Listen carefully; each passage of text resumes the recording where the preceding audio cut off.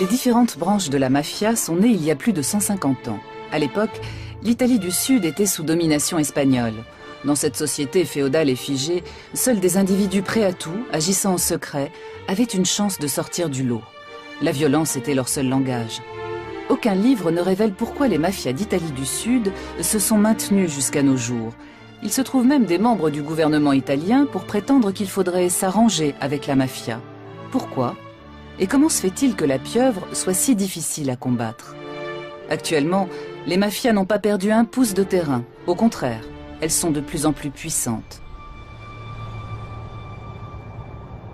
L'Italie est l'un des plus grands pays d'Europe.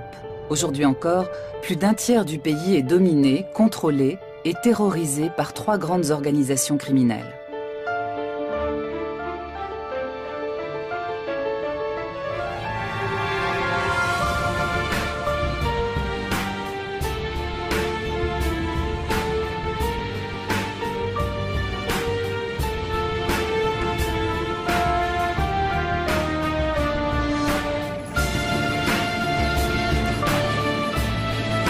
L'aéroport de Palerme porte le nom de 2 juges assassinés par la mafia. L'autoroute qui relie l'aéroport au centre de Palerme. Sortie Capaci. C'est là que Giovanni Falcone, sa femme et 3 membres de leur escorte trouvent la mort le 23 mai 1992 dans l'explosion d'1 demi-tonne de dynamite. L'attentat est signé Cosa Nostra, mot à mot, notre affaire. Le juge Falcone, qui enquêtait sur la structure interne de la mafia, était devenu gênant.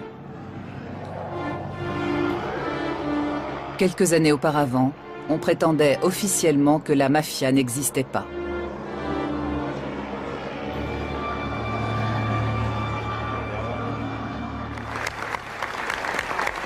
Au palais de justice de Palerme, on rend un dernier hommage aux victimes du massacre de Capaci. Des dizaines de magistrats, de policiers et de carabiniers, de journalistes et d'hommes politiques qui combattaient le pouvoir de la Cosa Nostra en Sicile ont été assassinés au cours des années 70 et 80. Avec Giovanni Falcone, l'Italie espérait terrasser définitivement la pieuvre. Mais après le massacre de Capaci, le combat semble perdu. Par la suite, les juges de Palerme se qualifieront eux-mêmes de cadavres ambulants. Le juge Paolo Borsellino, collègue et ami de Giovanni Falcone, se savait lui aussi menacé. Quelques mois plus tard, le 19 juillet 1992, Paolo Borsellino et son escorte sont victimes d'un attentat à la voiture piégée en plein centre de la capitale sicilienne. 9 ans plus tôt, le juge Rocco Chinnici et ses gardes du corps avaient subi le même sort, également à Palerme. Chinnici avait initié ses jeunes collègues Falcone et Borsellino à de nouvelles méthodes de lutte anti-mafia. Quand la mafia tue, le choix de la cible et la technique employée ont toujours valeur de message. En l'occurrence, le message signifiait « Gare à ceux qui s'imaginent pouvoir démasquer la mafia, ou pire la détruire. Ils seront anéantis au sens propre du terme. Il ne doit rien rester d'eux, même leur souvenir sera effacé. » Rocco Chinnici connaissait bien la Sicile, son histoire et ses habitants. Il fut le premier à enquêter sur le flux d'argent occulte de la mafia. Sans lui et sans les magistrats qui l'a formé, nous ne saurions rien de la mafia. Sa fille Caterina est à son tour devenue magistrate.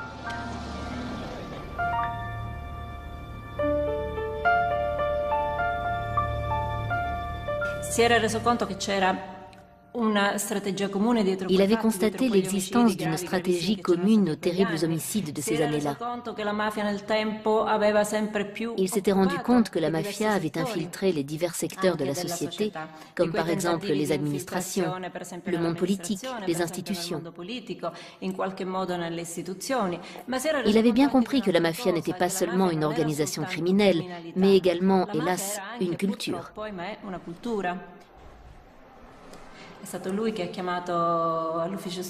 C'est lui qui a fait entrer dans le pool anti-mafia les magistrats Giovanni Falcone et Paolo Borsellino, qui sont des références pour nos autres magistrats. Pour moi, c'étaient des collègues, mais aussi des amis.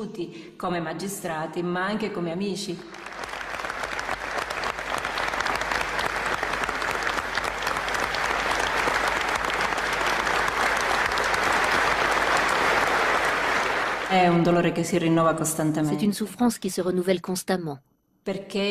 Même si de nombreuses années ont passé, cette douleur ne s'apaise pas. Elle devient peut-être plus intime, plus dissimulée, mais elle est toujours très forte.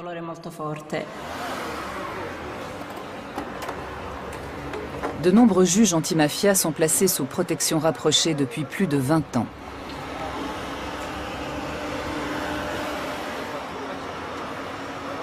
Tout comme leur famille, jour et nuit. Quand ils étaient étudiants en droit, ils étaient loin d'imaginer cela. À l'époque, entre 1975 et 1982-83, il était difficile de comprendre ce qui se passait à Palerme.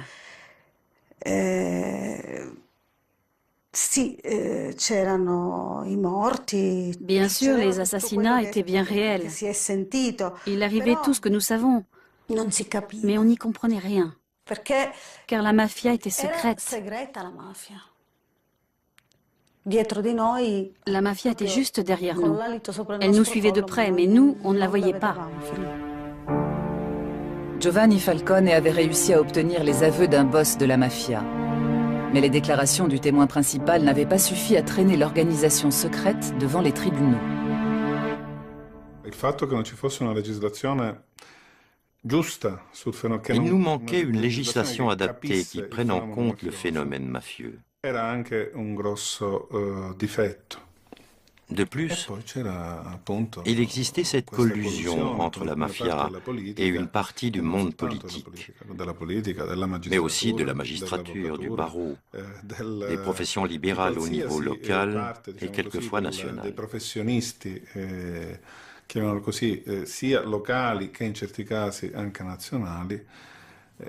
C'était ce fameux marécage dont parlait Falcone, qui rendait tout beaucoup plus difficile, plus dangereux. Le député Pio La Torre est assassiné en 1982. Avant sa mort, il avait déposé un projet de loi permettant de poursuivre toute personne ayant des liens avec la mafia et de confisquer les biens des mafieux condamnés. La loi n'entrera en vigueur qu'après le double meurtre du préfet de Palerme, le général Dalla Chiesa, et de sa jeune épouse.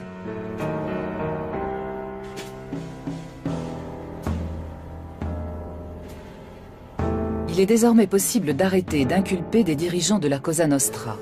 Leur organisation et leur puissante armée secrète sont dans le collimateur de la justice.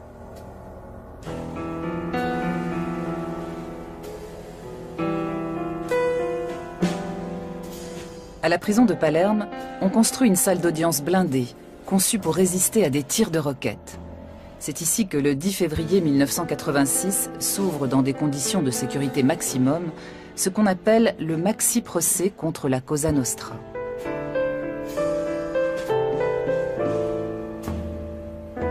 Plus de 400 chefs et membres de la mafia sont inculpés par les juges Falcone et Borsellino. Chefs d'entreprise influents, fonctionnaires, directeurs de banque et politiciens locaux côtoient des serveurs ou des mécaniciens. Ces derniers sont en réalité des tueurs professionnels. Toutes les tentatives de sabotage du procès échouent. Contre toute attente, le tribunal ne se laisse pas intimider.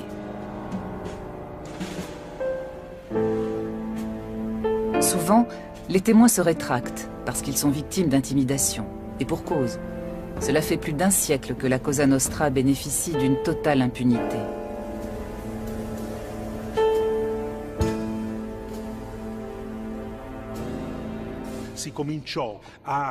Le bruit commençait à courir que cela ne servait à rien, que ça ne faisait que nuire aux Siciliens et à leur image dans le monde. C'était une tentative pour affaiblir le procès.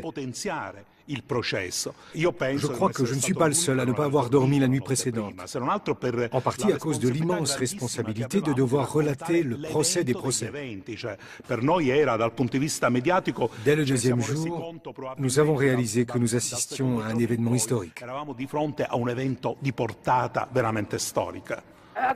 Le procès se conclut par des condamnations à des peines maximales. Falcone et Borsellino ont porté à la Cosa Nostra le coup le plus sévère de son histoire.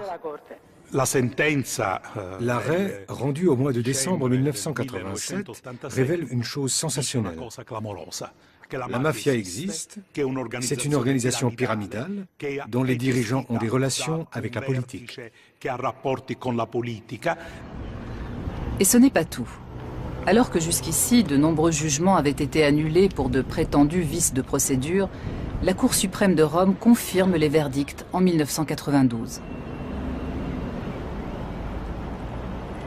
L'événement marque un tournant décisif dans l'histoire de l'Italie d'après-guerre.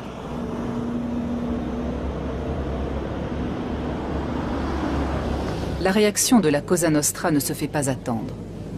L'organisation commence à faire le ménage dans ses propres rangs. Boss et politiciens chargés des contacts avec la démocratie chrétienne sont éliminés.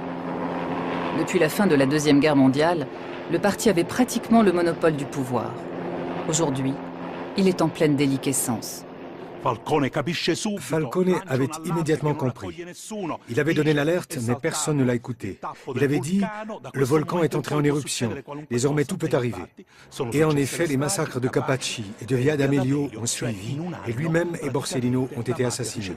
En une année, la mafia a fait comprendre qu'elle détient toujours le contrôle total du territoire et de la vie de cette région. En 1993, un Sicilien sort de l'ombre. Il fonde le mouvement politique Forza Italia pour le compte de son ami, l'homme d'affaires milanais Silvio Berlusconi, qui n'a jamais révélé l'origine de son capital de départ. En 1994, Berlusconi devient président du Conseil.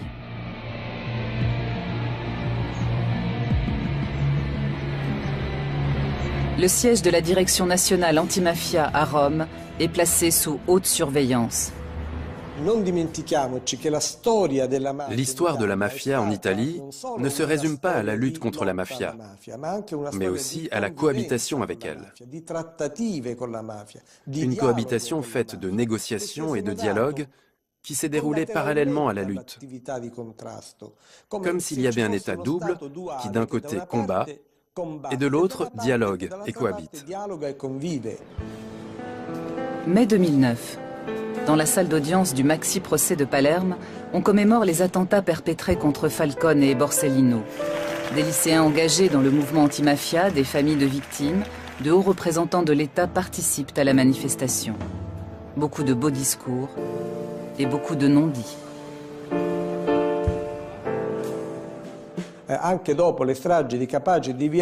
Après les attentats de Capaci et de Via d'Amelio, de réelles négociations ont été engagées. Car, je le répète, le dialogue n'a jamais été rompu.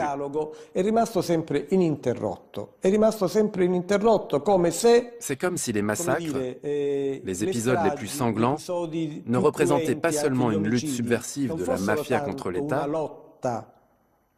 mais surtout un rappel à l'État pour qu'il respecte les pactes.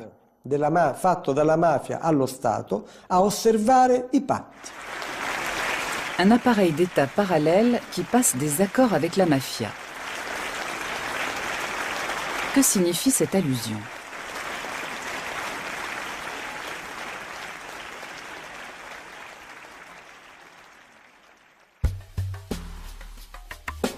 Voyage à Corleone, bastion légendaire de la mafia en Sicile. C'est ici que l'organisation est née, fondée par des régisseurs de domaines auxquels les grands propriétaires terriens confiaient les pleins pouvoirs. Ces hommes étaient à la fois collecteurs d'impôts, vigiles armés et juges. Les mafieux les plus connus d'après-guerre sont originaires de la petite ville de Corleone. Luciano Liggio, Toto Riina, Bernardo Provenzano ou encore Vito Ciancimino, qui deviendra maire de Palerme. Après la Deuxième Guerre mondiale, le docteur Michele Navarra devient le chef tout-puissant de la mafia. Il n'hésite pas à tuer lui-même les témoins gênants, y compris des enfants.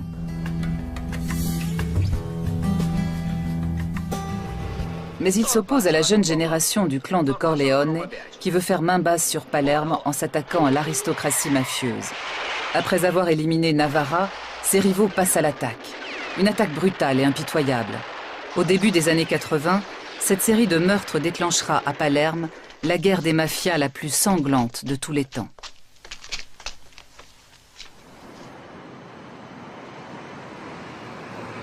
Mais les mafieux de Corleone sont vaincus par l'État et grâce aux confessions de chefs repentis de la Cosa Nostra de Palerme.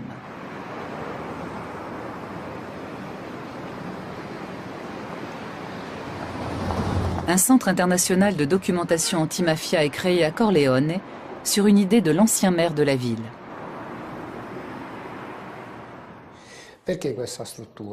Pourquoi ce centre? Pour se souvenir qu'à Corleone, il y a eu la mafia la plus puissante, la plus féroce et la plus enracinée du monde occidental. Mais aussi pour qu'on sache qu'à Corleone, on a mené un combat contre la mafia. Ce lieu en est un témoignage concret. Les dossiers du maxi-procès relatent une défaite de la mafia, mais non sa fin. Car tout au long de son histoire, elle s'est toujours relevée.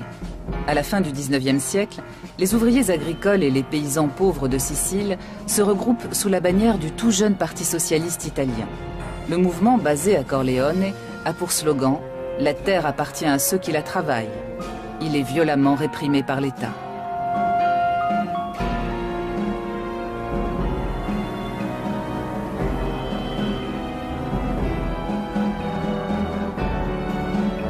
Les mafiosi reprennent dès lors leur rôle de gardiens de l'ordre au service des nobles et des grands propriétaires terriens. En 1915, ils assassinent sur ordre de leur patron, Bernardino Vero, le maire socialiste de Corleone.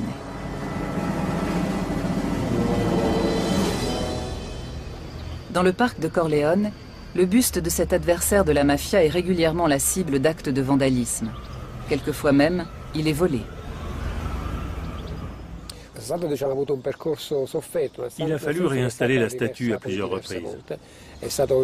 Elle a été plusieurs fois l'objet de vandalisme, parce que le personnage et l'œuvre de Bernardino Vero dérangent aujourd'hui encore la mafia de Corleone, qui est la plus ancienne mafia du fief.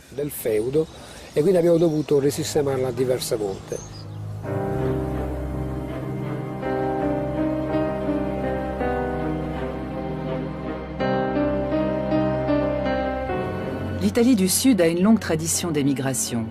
Ses habitants sont partis par centaines de milliers pour tenter leur chance aux États-Unis. Parmi eux, des mafiosi qui emportaient avec eux leur savoir-faire en matière d'organisation secrète et leur sens de l'honneur meurtrier. Ils noyautent les associations d'immigrés italiens et dominent rapidement les gangs issus des immigrations irlandaises et juives. La mafia cherche toujours la proximité du pouvoir. Lors des élections, les mafiosi monnaient les voix de leurs compatriotes et prennent rapidement de l'influence dans la politique intérieure américaine. Et comme au pays, ils continuent de racketter les membres de leur communauté en échange de leur protection. L'opinion publique américaine rejette ces immigrés criminels. Pendant ce temps, un silence trompeur règne à Palerme. Il n'est pas question de la mafia. Sur le plan culturel, la ville prétend toujours rivaliser avec Paris et Londres. Jusqu'en 1893. Cette année-là, la mafia frappe très haut. Le journaliste et écrivain Gian Mauro Costa est originaire de Palerme. Il travaille sur l'histoire d'Emanuele Notar Bartolo, ancien maire de Palerme, devenu directeur de la Banque de Sicile.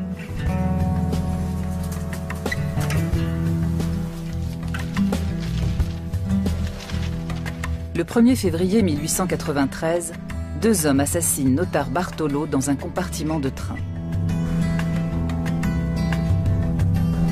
Notar Bartolo avait découvert que des mafiosi et des notables volaient la Banque de Sicile. De plus, il souhaitait accorder des crédits aux ouvriers et aux petits paysans désireux d'acheter des terres. Deux bonnes raisons de l'éliminer. Après l'assassinat de Notar Bartolo, le mot mafia fait le tour de l'Italie pour la première fois. Gian Mauro Costa a découvert dans les archives de sa famille une correspondance. Une jeune parente, partie rejoindre son mari à Milan en 1901, suit le procès des commanditaires du meurtre de Notar Bartolo. À Palerme, la tante de la jeune femme rejette l'idée que la haute société sicilienne peut avoir des liens avec cette obscure mafia. Pour elle, il s'agit d'une rumeur malveillante propagée par les Italiens du Nord. Elle écrit « Nous, les gens du Sud, serions tous des criminels arriérés et incultes, sous prétexte que nous restons attachés à notre foi et que nous défendons la dignité et la grandeur de nos hommes. Ce Nord sans foi ni loi se croit-il tout permis ?» Mon Dieu, répond la nièce, c'est de justice qu'il s'agit. De lettre en lettre, le ton monte. le conflit nord-sud divise la famille. En 1904, le commanditaire du meurtre de Notar Bartolo, un homme politique sicilien lié à la mafia, est acquitté. La Sicile est en liesse. Le 12 mars 1909, un homme est abattu sur la Piazza Marina à Palerme. La victime, Joe Petrosino, est un policier américain originaire d'Italie du Sud. À New York, il a combattu la branche américaine de la Cosa Nostra. Selon Gian Mauro Costa, il voulait également démasquer l'organisation sur sa terre d'origine, la Sicile. Mais Petrosino sous-estime la mafia. Bien qu'il séjourne à Palerme incognito, l'organisation le localise et l'attire dans un piège mortel. Après l'assassinat d'Emanuele Notar Bartolo, la mort de Petrosino est la preuve de l'existence de la mafia. Mais il vaut mieux ne pas en parler.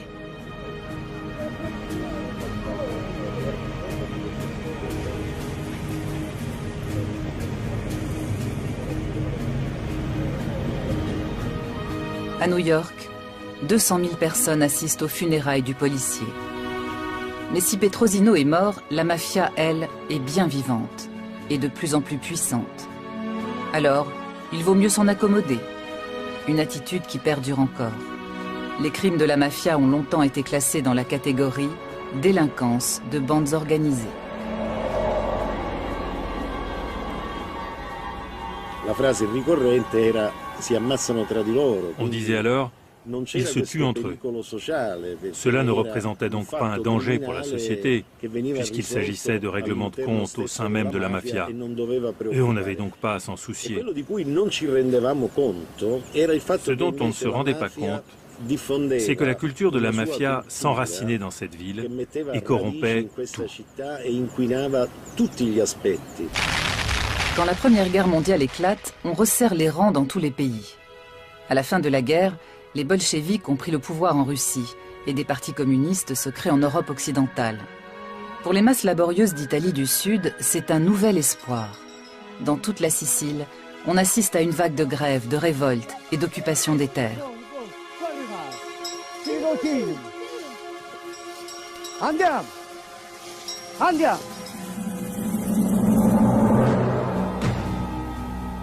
Jusque-là, les grands propriétaires terriens avaient défendu bec et ongle le système féodal. Mais entre 1918 et 1922, ils comprennent que la donne a changé. Face à ces masses disciplinées et organisées politiquement, la mafia ne leur est plus d'aucune aide.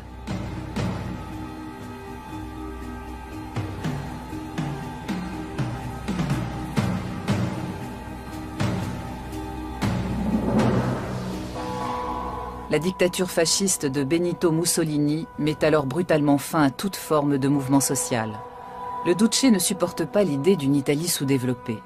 Il entreprend une modernisation radicale de l'Italie du Sud pour prouver la supériorité de son système.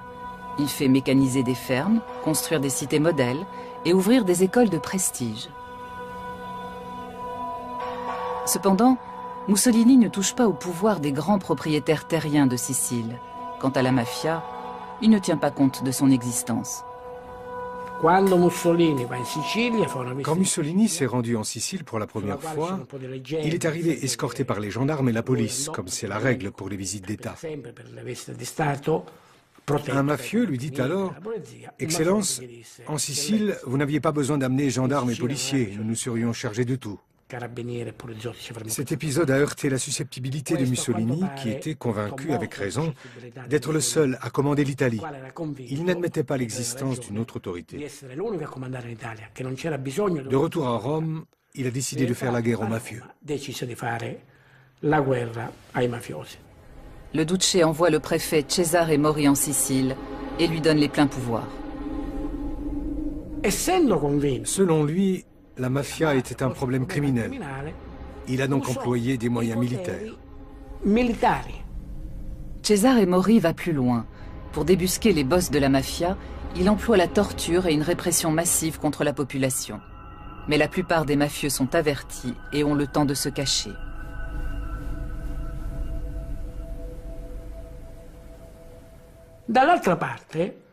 En observant la situation sicilienne, Mori comprend que les mafieux ne sont pas que des gardes privés ou des hommes de main, mais qu'ils portent la chemise noire et qu'ils sont donc fascistes eux aussi. Alors il fait pression sur le parti fasciste national. Suite à cela, il est rappelé à Rome et nommé sénateur. Le régime ne parle plus de mafia et la mafia continue d'exister pendant la période fasciste.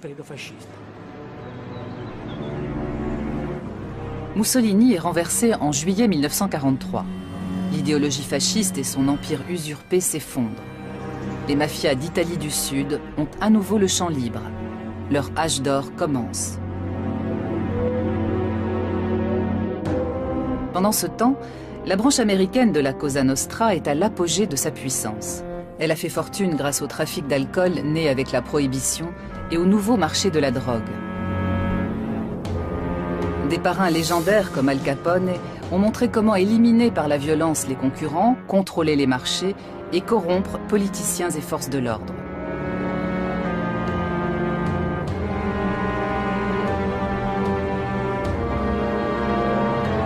L'un de ses parrains survit miraculeusement à un règlement de compte.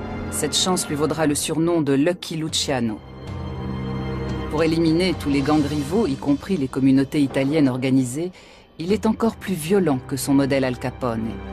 Il s'allie à Meyer Lansky, chef de la mafia juive.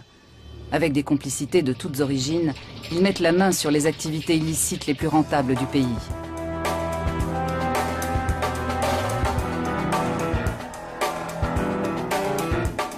Y compris celles interdites jusque-là par la mafia sicilienne, comme par exemple la prostitution.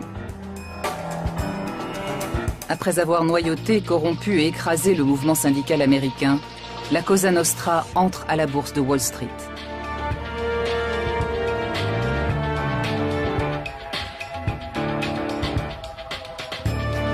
Pour les masses qui se retrouvent au chômage après la crise de 29, elle est l'un des seuls employeurs encore solvables. Dans ce contexte, l'État américain charge la mafia de mettre fin à des actes de sabotage dans le port de New York. Pour finir, les services secrets de la marine américaine contactent Lucky Luciano, alors condamné à une longue peine de prison. Les Alliés préparent le débarquement de Sicile. Ils chargent Luciano d'organiser les contacts avec les chefs de la mafia. Les militaires ne font pas la fine bouche. Au fond, puisque Mussolini les a persécutés, les mafiosi ne sont-ils pas des antifascistes? De plus, ils sont farouchement anticommunistes. Après avoir débarqué en Italie du Sud, les Alliés ont besoin d'une situation stable, sans agitation sociale, pour pouvoir continuer leur progression vers le nord. Ils s'appuient donc sur des chefs mafieux, comme par exemple le parrain Carlo Vizzini. En juillet 1943, le débarquement allié en Sicile commence par une violente offensive aérienne.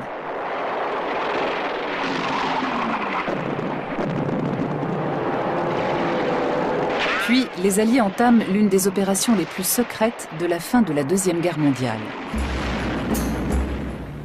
Juste après le débarquement, des officiers américains invitent des représentants de la mafia sur la passerelle de commandement de leur navire. La mafia savoure son triomphe. À terre, les Alliés sont accueillis par une foule en liesse. Et pour cause, de nombreux GI sont des descendants d'immigrés siciliens. La fraternisation entre Siciliens et Américains est immédiate et durable. Elle se prolonge jusqu'à nos jours.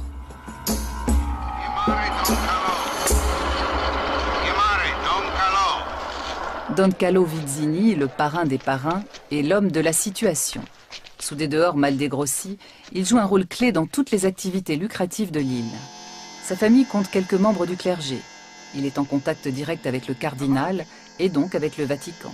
Du coup, les gens simples de la campagne le considèrent presque comme un saint. Quand les Américains l'invitent dans leur quartier général, il est adulé comme un dieu.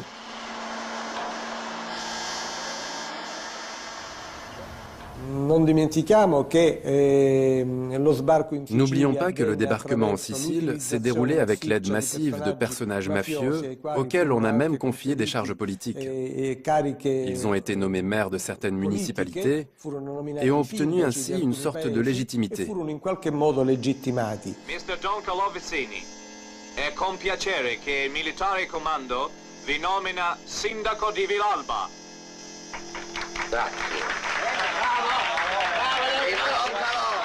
Naples est libérée en octobre 1943. La ville devient la base de ravitaillement des forces alliées et de l'aide humanitaire venue d'outre-Atlantique.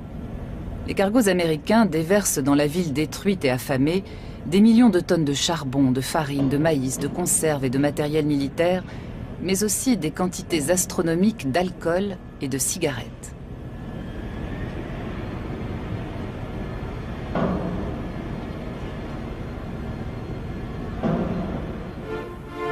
L'avocat américain Charles Poletti, issu d'une famille de la région, est nommé gouverneur militaire de l'Italie du Sud occupée. Comme d'autres militaires haut placés, il s'enrichit grâce au marché noir des cigarettes américaines. Les Américains disposaient de plus de denrées, de cigarettes, de nourriture qu'ils n'en consommaient. Et les Napolitains sortaient de la guerre, appauvris et sans ressources. Les surplus américains étaient vendus au marché noir aux contrebandiers. La marchandise de contrebande provenait donc des Américains. On assiste à des carrières étonnantes. Vito Genovese, recherché pour meurtre aux États-Unis, fait du trafic de cigarettes américaines à grande échelle. Il a d'excellentes relations avec Charles Poletti.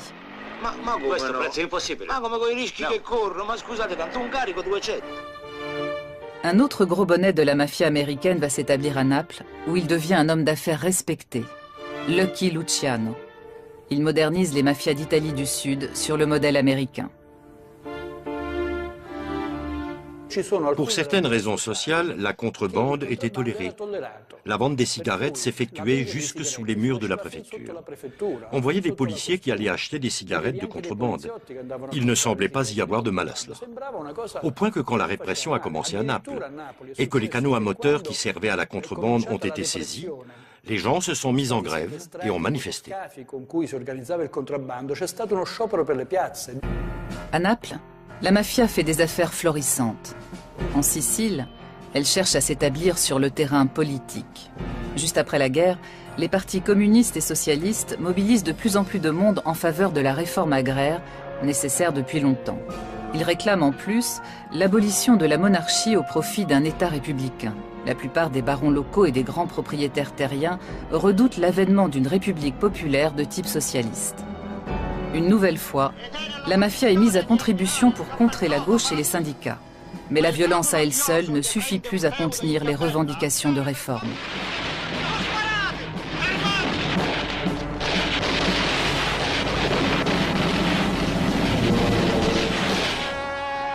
La situation empire quand la gauche remporte les premières élections régionales libres de Sicile.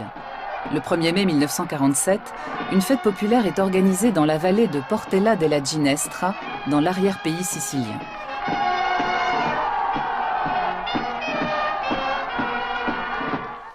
Les grands propriétaires terriens de Sicile réclament alors l'indépendance de l'île et demandent au gouvernement américain d'en faire le 49e État de l'Union. Mais avant cela, il faut stopper la progression de la gauche, par n'importe quel moyen. La mafia en fera son affaire.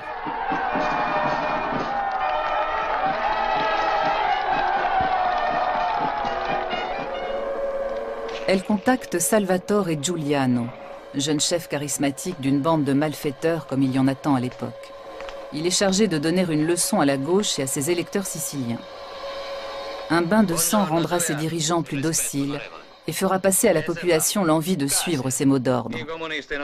Les auteurs du massacre du 1er mai 1947 tirent sur des femmes et des enfants.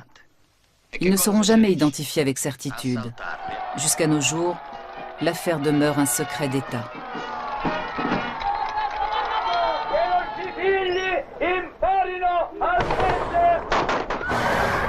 Le bilan est lourd. 11 morts, dont 4 enfants, et plus de 30 blessés graves.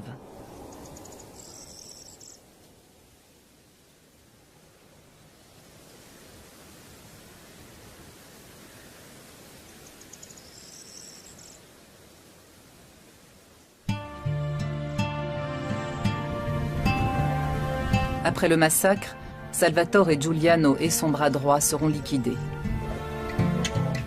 Tous les indices permettant de remonter jusqu'à la mafia, à des commanditaires ou des complices, ont disparu. Aujourd'hui encore, Les survivants demandent en vain pourquoi l'Italie refuse obstinément de faire toute la lumière sur ce crime.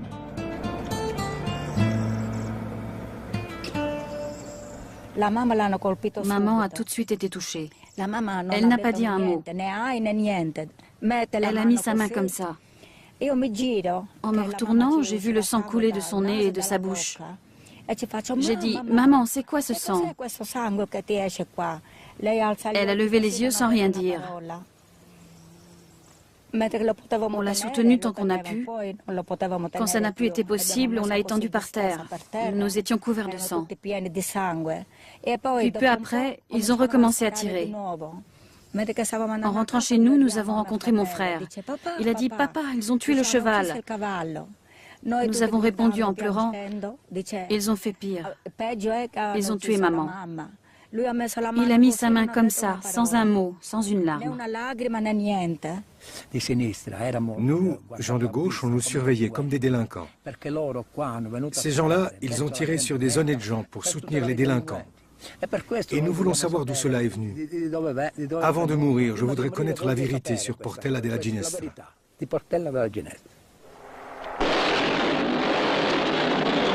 Après le massacre, les attentats contre les partis et les syndicats de gauche continuent. Des dizaines de permanents sont assassinés ou disparaissent sans laisser de traces.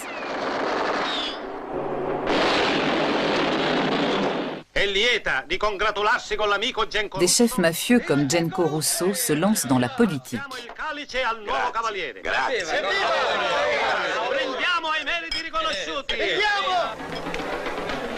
Don Carlo Vizzini est traité en chef d'État par les cardinaux. Dès lors, la structure du pouvoir des mafias a été modifiée. Juste après la guerre, elles ont pris part à la tentative de séparatisme sicilien. Puis, après l'accord de 1948 avec la démocratie chrétienne, elles ont renié le séparatisme et sont entrées librement dans l'État italien, avec des connexions dans les partis au pouvoir de la République naissante. Di potere della nuova Repubblica. Il cavaliere Giuseppe Genco Russo è l'uomo che farà gli interessi dei Mussumeli. Concittadini, votate il numero 8 della lista della Democrazia Cristiana. Votate Genco Russo. 20 ans plus tard, en 1968, une nouvelle tempête éclate. Le système démocrate chrétien vacille sur ses bases. On parle même de coup d'État militaire. Pour faire tourner son industrie, l'Italie du Nord a fait venir du Mezzogiorno des milliers de jeunes ouvriers pour les exploiter sans vergogne. À présent, ils se révoltent massivement, soutenus par les étudiants de gauche. Dans le sud, la contestation dénonce le pillage et l'appauvrissement de la Calabre, l'un des bastions historiques de la mafia. Sur son territoire, l'Ndrangheta calabraise parvient à canaliser la révolte au mieux de ses intérêts. Mais entre 1968 et 1970, la démocratie chrétienne, la mafia et l'Église catholique voient vaciller le système qui leur permet de se partager le pouvoir. Dans le secret d'une loge maçonnique, elle prépare le passage de la démocratie à un système autoritaire, avec un président tout-puissant. Elles ont le soutien des services secrets américains qui s'intéressent de près à l'Italie, membre de l'OTAN. Objectif, neutraliser les communistes, les syndicats et l'ensemble de la gauche, et prendre le contrôle de la presse, de la radio et de la télévision. L'homme fort de la loge P2 s'appelle Licio Gelli. Il a des relations avec la présidence américaine et les parrains de la mafia. À l'apogée de son pouvoir, l'homme de l'ombre commande aux services secrets italiens, à une partie des carabiniers et de l'armée. Parmi les membres de la loge secrète, on trouve le nom d'un entrepreneur milanais, un certain Silvio Berlusconi.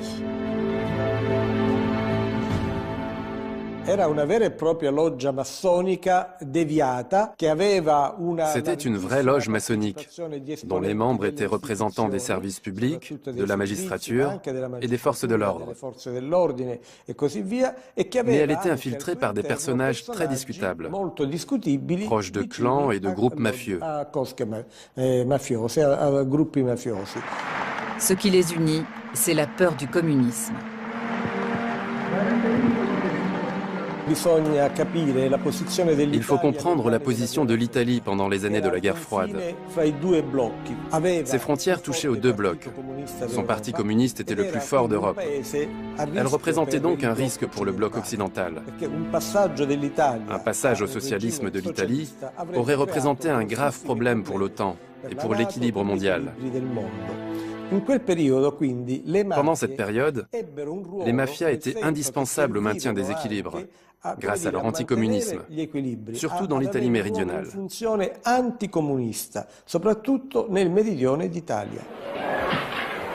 Elles sont alors mises au service d'une terrible stratégie secrète. Fin 1969, les services secrets italiens et américains optent pour la stratégie de la tension, avec le soutien de groupes néofascistes et de la mafia. C'est le début d'une série d'attentats à la bombe dans des gares, des trains ou des rassemblements de masse. Officiellement, ce climat de terreur est mis sur le compte de la gauche italienne. En réalité, il s'agit de faire pencher l'opinion publique en faveur d'un homme fort qui prendrait la tête de l'État. L'Église se tait toujours. Pendant 150 ans, elle a respecté la loi du silence, contestant l'existence de la mafia, qu'elle qualifiait même d'invention des communistes. Seul le cardinal de Palerme, Salvatore Pappalardo, dénonce la collusion de l'Église, de la démocratie chrétienne et de la mafia.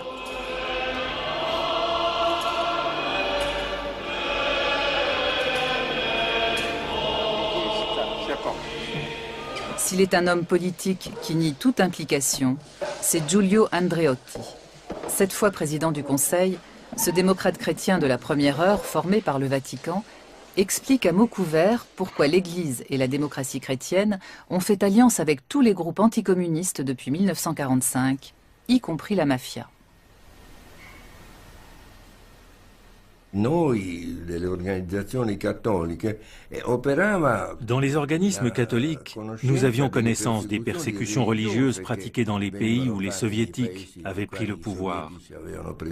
Et c'était donc une sorte de guerre préventive, afin que cela ne se répète pas en Italie. Ceci explique aussi l'engagement de l'Église dans les élections de 1948, dans les comités civiques. Il ne s'agit donc pas d'une invasion du domaine politique, mais d'une défense. Pour l'exprimer par une comparaison, comme les cultivateurs indépendants défendaient leurs terres contre les nationalisations, de même, les cultivateurs indépendants des âmes défendaient leur propre liberté et leur subsistance.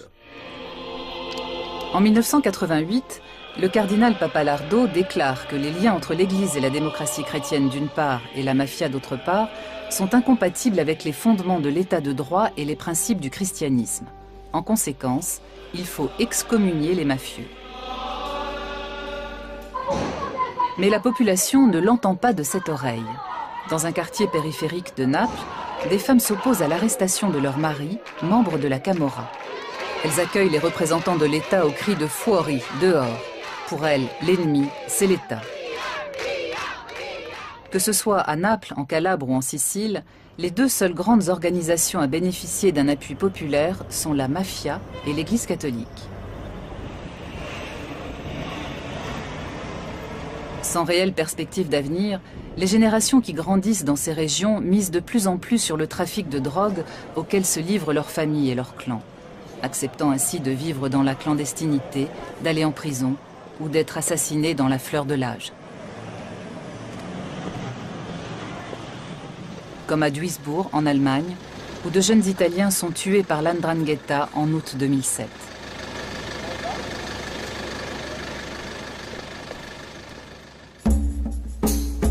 L'existence de l''Ndrangheta calabraise a longtemps été ignorée, puis largement sous-estimée. Aujourd'hui, c'est l'organisation mafieuse la plus puissante et la plus dangereuse d'Italie. À cette époque, la mafia calabraise ne possédait pas les moyens financiers d'entrer dans le marché de la drogue. La région était relativement pauvre et arriérée. Cette mafia a donc été obligée de se constituer un capital de départ pour accéder au marché de la drogue. Et c'est par l'industrie de la prise d'otages qu'elle l'a fait. En 10 années d'enlèvement, des centaines, dit-on, elle a réussi à accumuler le capital nécessaire pour accéder au marché international des stupéfiants. Dans les montagnes de Calabre, les victimes d'enlèvement sont presque impossibles à retrouver malgré l'impressionnante mobilisation des forces de l'ordre. L'Ndrangheta investit l'argent des rançons dans des entreprises de travaux publics, ce qui lui permet ensuite de profiter des milliards que rapporte la modernisation de l'autoroute reliant Salerne à Reggio de Calabre. L'Ndrangheta est profondément ancrée dans le catholicisme, à tel point que les chefs de clan se réunissent chaque année dans un lieu de pèlerinage des montagnes de l'Aspromonte. Si l'organisation étend ses ramifications dans le monde entier, ce n'est pas seulement dû à l'émigration, mais aussi à la volonté délibérée des clans. L'Ndrangheta n'est pas restée ici, à Africo, ni à San Luca ou à Plati. Des membres des clans ont été transférés, comme des filiales, dans les régions du Nord ou à l'étranger.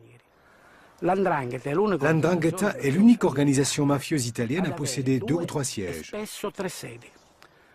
Le cœur et le cerveau sont ici, à Africo, mais l'autre partie d'Africo se trouve à Milan ou à l'étranger, où elle manipule d'incroyables quantités de drogue. Il faut considérer Africo dans sa dimension nationale et internationale si on veut comprendre ce qu'ont réussi à faire ces gens-là.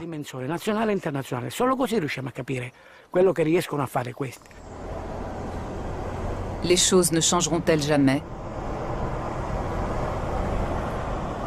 En Italie, la résistance contre le système mafieux s'organise, mais les résultats sont encore maigres.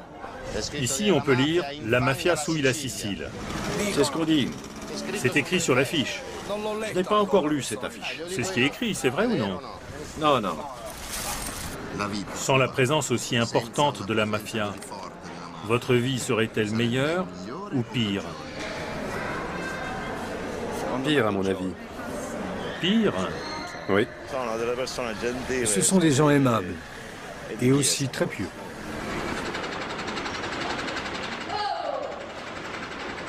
Avec un chômage avoisinant les 70%, des centaines de milliers de personnes ne peuvent compter que sur les revenus du trafic de drogue et d'autres activités illégales.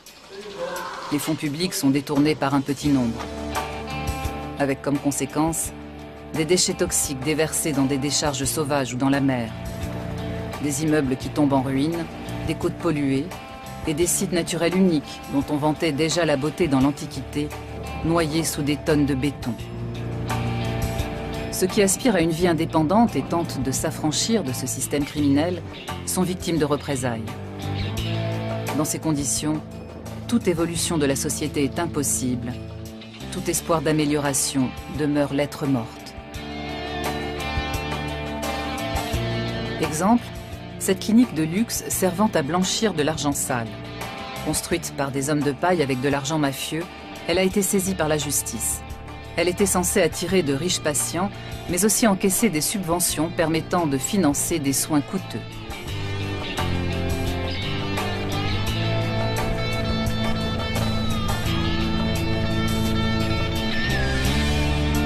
Conséquence pour le système de santé, une administration pléthorique et incompétente et un manque cruel de médecins et de personnel soignant qualifié.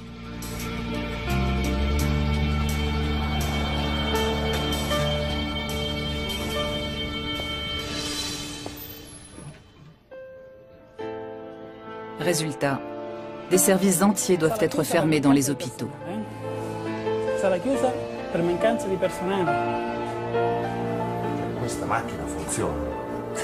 Des équipements onéreux restent inutilisés par manque de personnel. Dans le sud de l'Italie, la population fait les frais de ce système.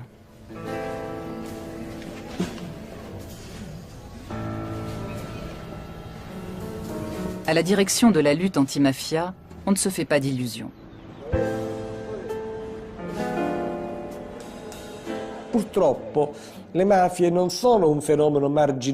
Malheureusement, les mafias ne sont pas un phénomène marginal comme les autres phénomènes criminels du reste de l'Europe, y compris le phénomène du terrorisme. Elles sont désormais une composante structurelle de notre société, une composante indispensable même, puisqu'elles sont l'interlocuteur nécessaire pour toutes les politiques menées par l'État en Italie du Sud.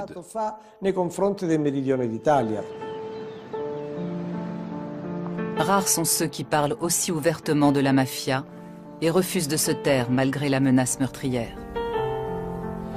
En Italie et en Europe, la majorité préfère se voiler la face et ignorer les rares voix qui s'élèvent. Pourtant, ce sont elles qui ont permis de comprendre le fonctionnement des mafias et de balayer l'idée qu'il s'agissait uniquement de crimes organisés. L'État mafieux est une réalité qui gangrène la société. Il est potentiellement aussi dangereux que n'importe quel système totalitaire. Mais il se cache et se camoufle pour essayer de faire oublier qu'il a des milliers de victimes sur la conscience. Pour les témoins que nous avons rencontrés, la mafia n'est pas seulement la survivance d'un folklore archaïque limité à des zones sous-développées d'Italie du Sud. Ce film leur est dédié. À eux et aux millions de personnes qui subissent le pouvoir des mafias et dont le nombre pourrait encore augmenter en Italie du Sud comme partout ailleurs.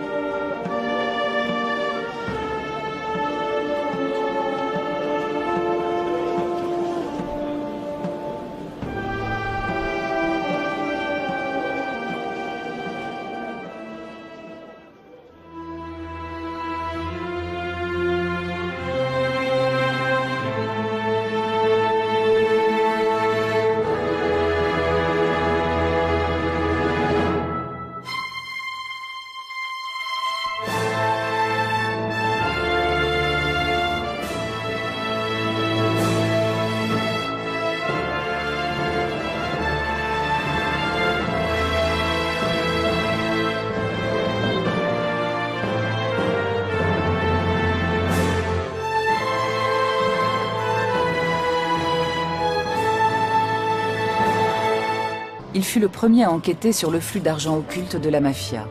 Sans lui et sans les magistrats qui l'a formé, nous ne saurions rien de la mafia. Sa fille Caterina est à son tour devenue magistrate.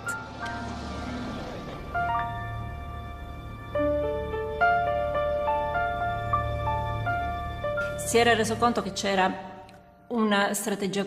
Il avait constaté l'existence d'une stratégie commune aux terribles homicides de ces années-là. Il s'était rendu compte que la mafia avait infiltré les divers secteurs de la société, comme par exemple les administrations, le monde politique, les institutions. Il avait bien compris que la mafia n'était pas seulement une organisation criminelle, mais également, hélas, une culture. C'est lui qui a fait entrer dans le pool anti-mafia les magistrats Giovanni Falcone et Paolo Borsellino, qui sont des références pour nos autres magistrats. Pour moi, c'étaient des collègues, mais aussi des amis.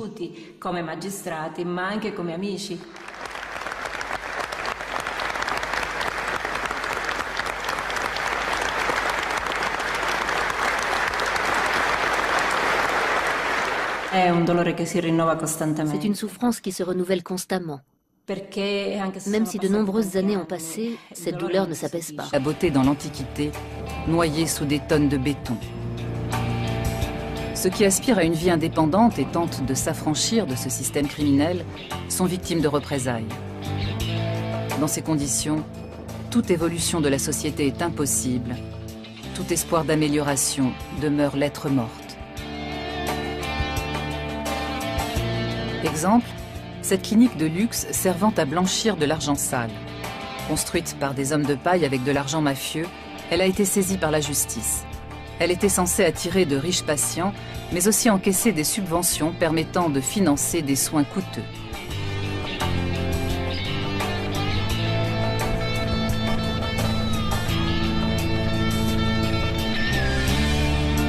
Conséquence pour le système de santé, une administration pléthorique et incompétente et un manque cruel de médecins et de personnel soignant qualifié.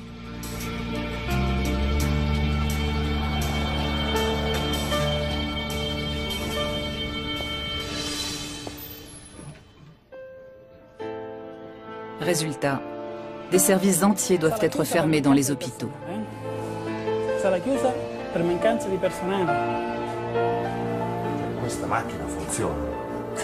Des équipements onéreux restent inutilisés par manque de personnel. Dans le sud de l'Italie, siècle, les ouvriers agricoles et les paysans pauvres de Sicile se regroupent sous la bannière du tout jeune Parti socialiste italien. Le mouvement, basé à Corleone, a pour slogan « La terre appartient à ceux qui la travaillent ». Il est violemment réprimé par l'État.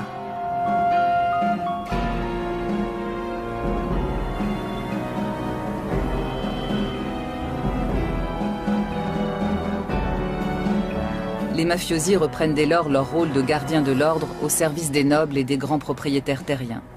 En 1915, ils assassinent sur ordre de leur patron, Bernardino Vero, le maire socialiste de Corleone.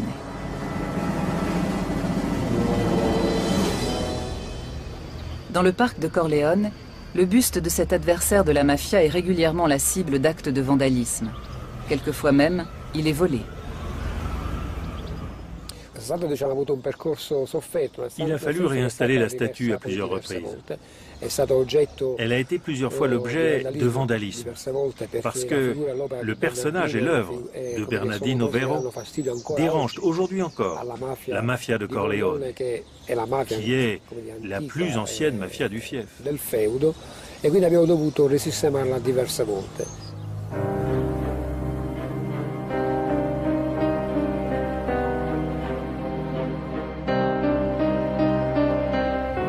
L'Italie du... Il ne s'agit donc pas d'une invasion du domaine politique, mais d'une défense. Pour l'exprimer par une comparaison, comme les cultivateurs indépendants défendaient leurs terres contre les nationalisations, de même, les cultivateurs indépendants des âmes défendaient leur propre liberté et leur subsistance. En 1988, le cardinal Pappalardo déclare que les liens entre l'Église et la démocratie chrétienne d'une part et la mafia d'autre part sont incompatibles avec les fondements de l'état de droit et les principes du christianisme. En conséquence, il faut excommunier les mafieux. Mais la population ne l'entend pas de cette oreille. Dans un quartier périphérique de Naples, des femmes s'opposent à l'arrestation de leur mari, membre de la Camorra. Elles accueillent les représentants de l'État au cri de « Fuori, dehors ». Pour elles, l'ennemi, c'est l'État. Que ce soit à Naples, en Calabre ou en Sicile, les deux seules grandes organisations à bénéficier d'un appui populaire sont la mafia et l'Église catholique. Sans réelle perspective d'avenir, les générations qui grandissent dans ces régions misent de plus en plus sur le trafic de drogue auquel se livrent leurs familles et leurs clans, acceptant ainsi de vivre dans la clandestinité, d'aller en prison ou d'être assassinés dans la fleur de l'âge. Comme rares sont ceux qui parlent aussi ouvertement de la mafia et refusent de se taire malgré la menace meurtrière. En Italie et en Europe, la majorité préfère se voiler la face et ignorer les rares voix qui s'élèvent. Pourtant, ce sont elles qui ont permis de comprendre le fonctionnement des mafias et de balayer l'idée qu'il s'agissait uniquement de crimes organisés. L'État mafieux est une réalité qui gangrène la société. Il est potentiellement aussi dangereux que n'importe quel système totalitaire. Mais il se cache et se camoufle pour essayer de faire oublier qu'il a des milliers de victimes sur la conscience. Pour les témoins que nous avons rencontrés, la mafia n'est pas seulement la survivance d'un folklore archaïque limité à des zones sous-développées d'Italie du Sud. Ce film leur est dédié. À eux et aux millions de personnes qui subissent le pouvoir des mafias et dont le nombre pourrait encore augmenter en Italie du Sud comme partout ailleurs.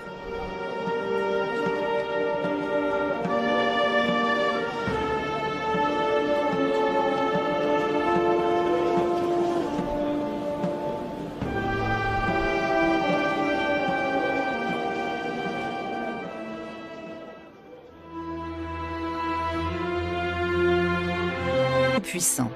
Elles ont le soutien des services secrets américains qui s'intéressent de près à l'Italie, membre de l'OTAN.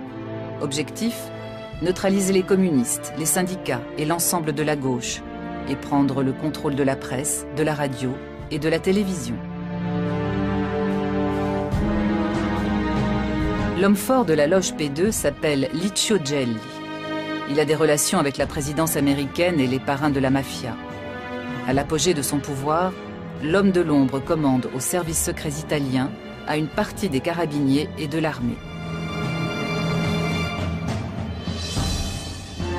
Parmi les membres de la loge secrète, on trouve le nom d'un entrepreneur milanais, un certain Silvio Berlusconi.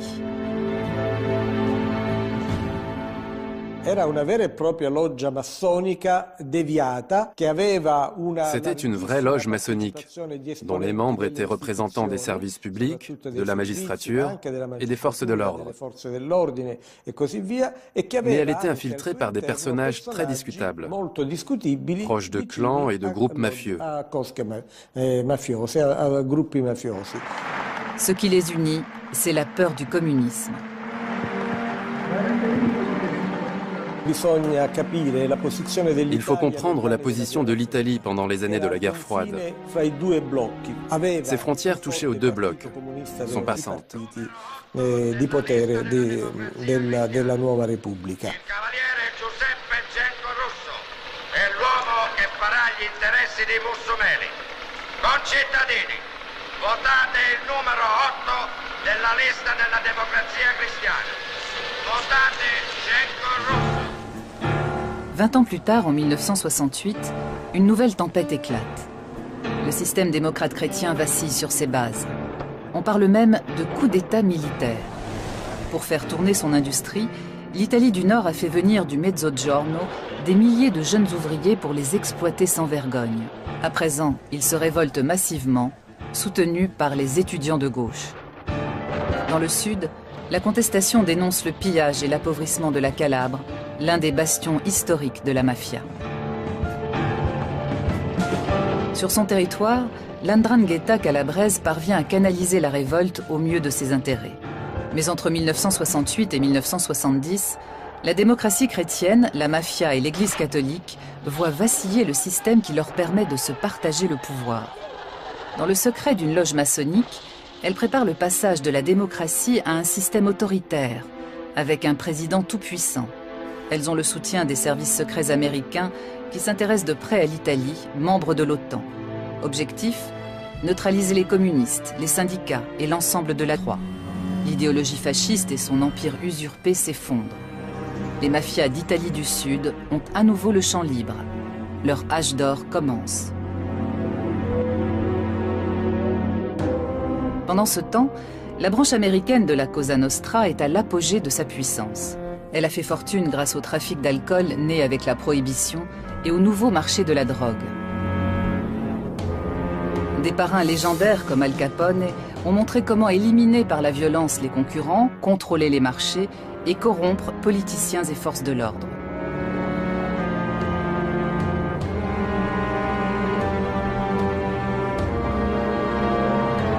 L'un de ses parrains survit miraculeusement à un règlement de compte. Cette chance lui vaudra le surnom de Lucky Luciano. Pour éliminer tous les gangs rivaux, y compris les communautés italiennes organisées, il est encore plus violent que son modèle Al Capone. Il s'allie à Meyer Lansky, chef de la mafia juive. Avec des complicités de toutes origines, ils mettent la main sur les activités illicites les plus rentables du pays.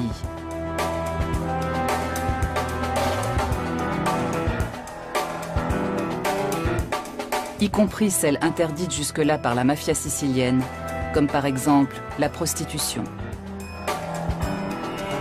Après avoir noyauté, corrompu et écrasé le mouvement syndical américain, la Cosa Nostra entre à la bourse de Wall Street.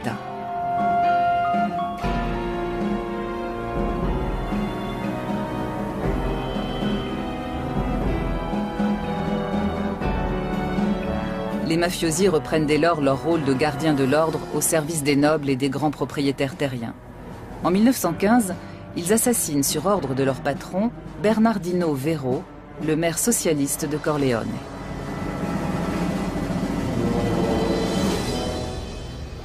Dans le parc de Corleone, le buste de cet adversaire de la mafia est régulièrement la cible d'actes de vandalisme. Quelquefois même, il est volé. Il a fallu réinstaller la statue à plusieurs reprises. Elle a été plusieurs fois l'objet de vandalisme, parce que le personnage et l'œuvre de Bernardino Vero dérangent aujourd'hui encore la mafia de Corleone, qui est la plus ancienne mafia du fief. E quindi abbiamo dovuto risistemarla diverse volte.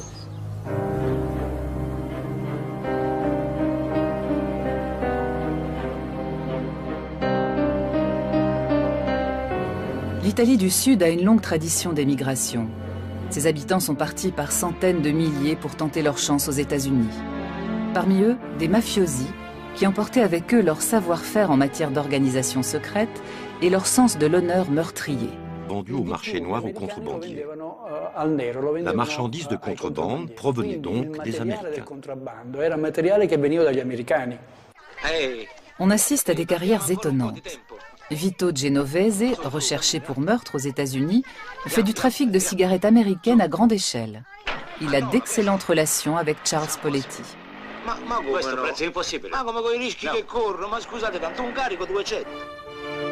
Un autre gros bonnet de la mafia américaine va s'établir à Naples, où il devient un homme d'affaires respecté, Lucky Luciano. Il modernise les mafias d'Italie du Sud sur le modèle américain. Pour certaines raisons sociales, la contrebande était tolérée. La vente des cigarettes s'effectuait jusque sous les murs de la préfecture. On voyait des policiers qui allaient acheter des cigarettes de contrebande. Il ne semblait pas y avoir de mal à cela. Au point que quand la répression a commencé à Naples et que les canaux à moteur qui servaient à la contrebande ont été saisis, les gens se sont mis en grève et ont manifesté. À Naples, la mafia fait des affaires florissantes. En Sicile, elle cherche à s'établir sur le terrain politique. Juste après la guerre, les partis communistes et socialistes mobilisent de plus en plus de monde en faveur de la réforme agraire, nécessaire depuis longtemps. Ils réclament en plus l'abolition de la monarchie au profit d'un État républicain. La plupart des... Comme à Duisbourg, en Allemagne, où de jeunes Italiens sont tués par l'Ndrangheta en août 2007.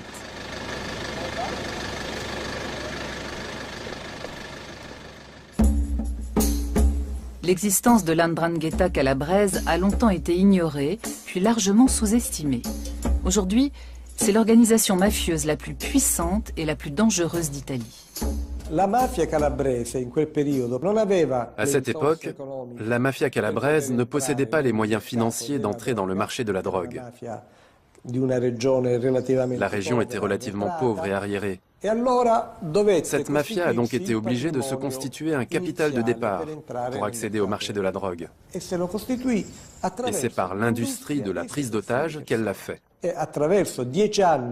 En 10 années d'enlèvement, des centaines dit-on, elle a réussi à accumuler le capital nécessaire pour accéder au marché international des stupéfiants. Dans les montagnes de Calabre, les victimes d'enlèvement sont presque impossibles à retrouver malgré l'impressionnante mobilisation des forces de l'ordre. L'Ndrangheta investit l'argent des rançons dans des entreprises de travaux publics, ce qui lui permet ensuite de profiter des milliards que rapporte la modernisation de l'autoroute reliant Salerne à Reggio de Calabre. L'Ndrangheta est profondément ancrée dans le catholicisme. Sacre, les attentats contre les partis et les syndicats de gauche continuent. Des dizaines de permanents sont assassinés ou disparaissent sans laisser de traces.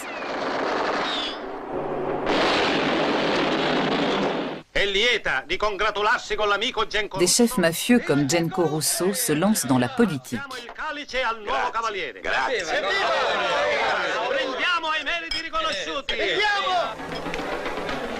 Don Carlo Vizzini est traité en chef d'État par les cardinaux. Dès lors, La structure du pouvoir des mafias a été modifiée.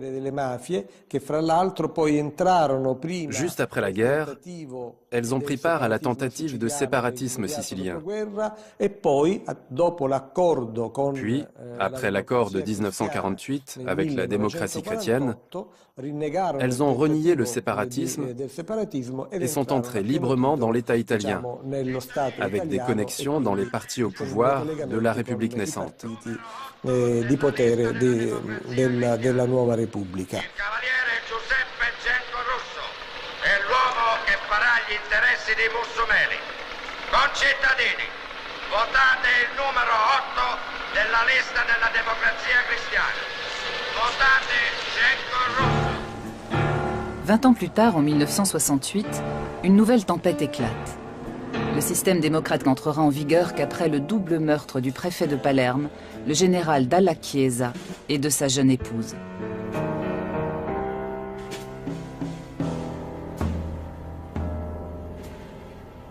Il est désormais possible d'arrêter et d'inculper des dirigeants de la Cosa Nostra. Leur organisation et leur puissante armée secrète sont dans le collimateur de la justice.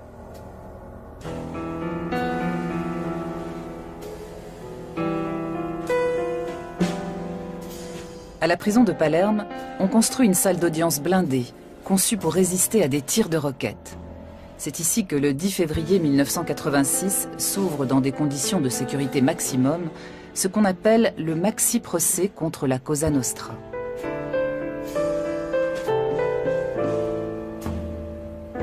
Plus de 400 chefs et membres de la mafia sont inculpés par les juges Falcone et Borsellino.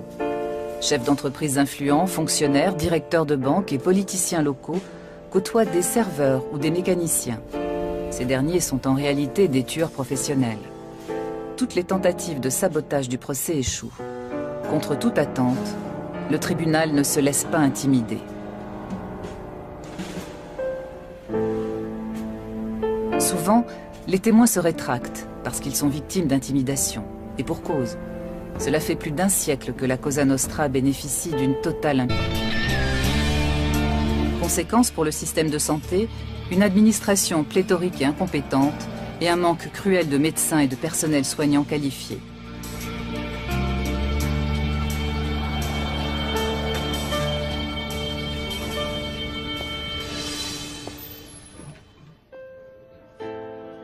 Résultat, des services entiers doivent être fermés dans les hôpitaux. Sarà chiusa per mancanza di personale. Questa macchina funziona. Des équipements onéreux restent inutilisés par manque de personnel. Manca il personale. Dans le sud de l'Italie, la population fait les frais de ce système.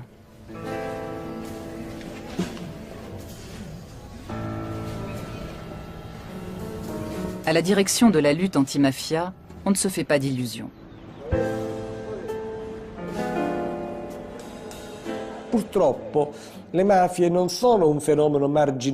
Malheureusement, les mafias ne sont pas un phénomène marginal comme les autres phénomènes criminels du reste de l'Europe, y compris le phénomène du terrorisme. Elles sont désormais une composante structurelle de notre société, une composante indispensable même, puisqu'elles sont l'interlocuteur nécessaire pour toutes les politiques menées par l'État en Italie du Sud.